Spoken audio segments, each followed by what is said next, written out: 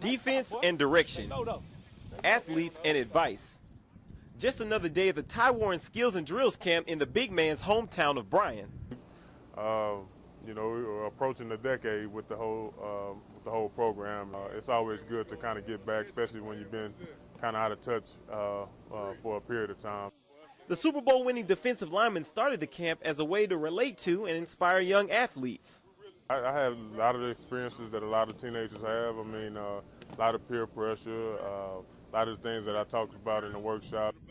Ty was a football standout at Bryan High School, practicing on fields just like this one. So you can see why it gives him joy whenever he's able to come home and inspire kids using the game he loves. What this camp is really about is just trying to explain the hurdles to these young kids of things to come so their mind can be better prepared for it. So after the football lessons, the campers head inside for lessons in life.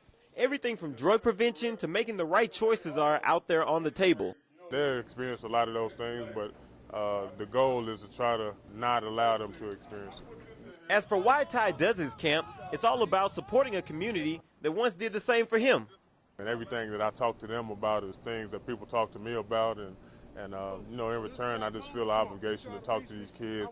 Ty won 2 Super Bowls with the New England Patriots, but that doesn't beat out a chance to build life bridges for kids.